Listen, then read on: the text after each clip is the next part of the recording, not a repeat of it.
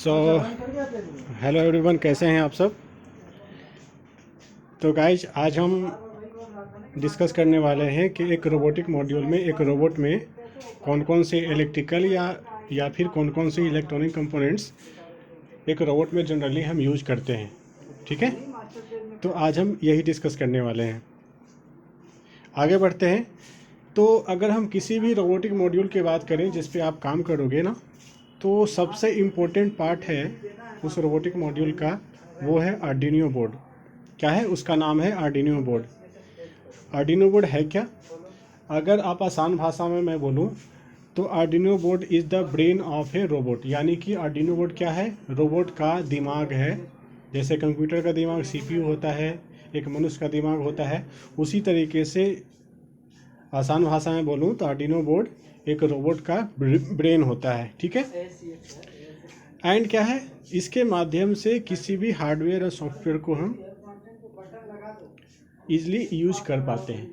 ठीक है, एंड इसके माध्यम से ना हम किसी भी सेंसर्स की बात हमने बताया था आपको, तो इसके माध्यम से हम किसी भी सेंसर का इंफॉर्मेशन रिसीव कर सकते हैं एंड उसके अकॉर्डिंग हम रोबोट से काम ले सकते हैं, उसके अकॉर्डिंग रोबोट काम कर सकता है। यानी कि इसी आर्डिनो बोर्ड के माध्यम से रोबोट इंफॉर्मेशन लेता है एंड आगे इंफॉर्मेशन पास करता है, उसके अकॉर्डिंग काम करता है। और जनरली अगर हम आर्डिनो बोर्ड की बात करें तो जनरली आर्डिनो बोर्ड 3 टाइप्स की होती है। वो टाइप्स कौन कौन है? Arduino Uno and Arduino nano and Arduino mega. ठीक है, आर्डिनो ऊनो की बात करें तो हम जब मैक्सिमम प्रोजेक्ट जो हम जिस पे हम करने वाले हैं वो आर्डिनो ऊनो पे ही हम काम करेंगे, है ना।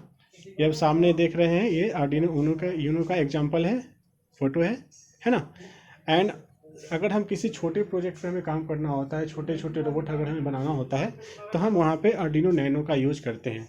ठीक है, अगर हमें कोई बड़ा प्रोजेक्ट बनाना है, कोई बड़ा रोबोट बनाना है, कई सारे फंक्शंस वाले रोबोट बनाना है, तो वहाँ पे हम आर्डिनो मेगा का यूज करते हैं। Alright, okay.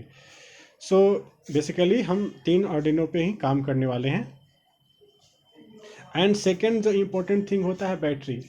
जैसे अगर हमारे पास बहुत सारे सिस्टम्स हैं, कंप्यूटर्स है, टीवी है, लैपटॉप है, फैन है ना, लेकिन अगर इलेक्ट्रिसिटी ही नहीं रहा तो सारी चीज़ें बेकार हैं। उसी तरीके से अगर रोबोट को से काम लेना है, रोबोट से काम करवाना है, तो हमें बैटरी चाहिए। बिना बैटरी के रोबोट तो काम नहीं करेगी ना, उसको पावर तो देना पड़ेगा। जैसे हम इंसान खाना खाते हैं, एनर्जी मिलती है, उसी तरीके से रोबोट में भी एनर्जी चाहिए। वो एनर्जी कहाँ से मिलती है? बैटरी के माध्यम से मिलती है ना। तो बैटरी का क्या यूज है? किसी रोबोटिक मॉड्यूल को या किसी सेंसर को, किसी मॉड्यूल्स को, है ना, आर्डिनो बोर्ड को पावर प्रोवाइड करवाना। और जनरली अगर हम अपने रोबोट की बात करें, आर्डिनो बोर्ड की बात करें, तो जनरली 5 से 12 वोल्ट रेंज का हम यूज करते हैं, बैटरी यूज करते हैं। ठीक है, एंड अगर हम चाहें कि हमारे पास बैटरी नहीं है तो अदर पावर सोर्स का भी हम इस्तेमाल कर सकते हैं जहाँ से पावर मिले इसको। लेकिन हमें ध्यान रखना है कि पावर सोर्स डीसी होना चाहिए, एसी नहीं होना चाहिए, डीसी होना चाहिए। एंड सेकेंड थिंग कि 5 से 12 वोल्ट से ज़्यादा का नहीं होना चाहिए, है ना। क्यों नहीं होना चाहिए, सारी बातें हम आगे जब आर्डिनो के बारे में डिस्क्राइब करेंगे उसमें हम इससे बात करेंगे कि क्यों नहीं होना चाहिए, है ना। एंड बैटरी हम किसी भी टाइप का यूज कर सकते हैं। लेड एसिड बैटरी जो आपने अब तक देखा है, लिथियम आयन बैटरी, या आपके पास मोबाइल में जो बैटरी इस्तेमाल होती है, कोई भी बैटरी हम इसमें इस्तेमाल कर सकते हैं। हमें बस मतलब है कि 5 से 12 वोल्ट तक का पावर इसको चाहिए। ठीक है, और उसके बाद जो इम्पोर्टेंट चीज़ है उसका नाम है एलईडी। एलईडी को हम बोले तो इसका फुल फॉर्म होता है लाइट एमिटिंग डायोड, है ना। तो अब हम देखते हैं कि एलईडी तो आप सबने देखा होगा, लेकिन एलईडी का इस्तेमाल हम क्यों करते हैं? एलईडी का किसी रोबोट को बनाने में इस्तेमाल क्यों करते हैं? जैसे अगर हमें किसी से सांकेतिक भाषा में बात करना है तो हम अपने सांकेतिक भाषा में बात कर लेते हैं। अगर हम उसी तरीके से अगर हमें किसी रोबोट से हमें सांकेतिक भाषा में बात करवाना है ना, या फिर हमें ये कहें कि अगर हमें किसी इंडिकेशन के लिए रोबोट का प्रयोग करना है तो हम वहाँ पे एलईडी का प्रयोग करते हैं, है ना। हम चाहें तो डिफरेंट टाइप का एलईडी यूज़ कर सकते हैं, डिफरेंट कलर्स का एलईडी भी यूज़ कर सकते हैं इंडिकेशन के लिए। आप सामने देख पा रहे हैं कुछ अलग अलग कलर की एलईडी है। ये जो रोबोट आप देख रहे होगे जिसमें उसकी आँख के सामने, है ना, इसकी आँख के सामने एलईडी के माध्यम से इंडिकेशन बनाया गया है ना। ओके। और जो अलग और अगला जो महत्वपूर्ण पार्ट है रोबोट बनाने में वो है सेंसर। हमने पिछले क्लास में आपको बताया था कि सेंसर क्या होता है। जैसे इंसान के पास सेंस ऑर्गन्स होती है, उसी तरीके से रोबोट के पास भी अपनी सेंस ऑर्गन्स होती है, उसका नाम है सेंसर्स। ठीक है, इस सेंसर्स की सहायता से ही, सेंसर्स के माध्यम से ही रोबोट कोई भी काम ऑटोमेटिक कर सकती है, कर पाती है ना। तो सेंसर क्या होता है? सेंसर बेसिकली क्या है? सेंसर एक डिवाइस है, एक फिजिकल डिवाइस है जो कि इन्वायरमेंट में कोई भी चेंज हो, इन्वायरमेंट में कोई भी बदलाव होती है उसको डिटेक्ट कर लेता है। ठीक है, तो ऐसे तो हम लाखों हज़ारों सेंसर यूज़ करते हैं रोबोट में, लेकिन बेसिकली अगर मैं कुछ आपको यहाँ पे एग्जांपल्स दूँ, जब हम सेंसर की अलग क्लास करेंगे तो हर एक सेंसर के पे हम बात करेंगे।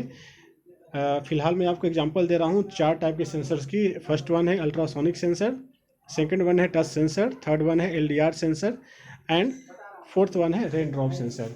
अगर हम अल्ट्रासोनिक सेंसर की बात करें, आप सामने यहाँ पे देख पा रहे हैं अल्ट्रासोनिक सेंसर है ना। ये हम इसका यूज क्या है? इसका यूज ये होता है ना, अगर आप मेरीन वाले शिप में पनडुब्बी देखते होंगे, जो शिप जहाज होती है ना, वहाँ पे इसका बेसिकली यूज ये होता है ताकि डिस्टेंस मेजर करने में इसका यूज होता है। ठीक है, उसी तरीके से आप एलडीआर सेंसर देख रहे होंगे, एलडीआर सेंसर ये वाली है ना। यहाँ पे ये कैसे करता डिटेक्ट करता है?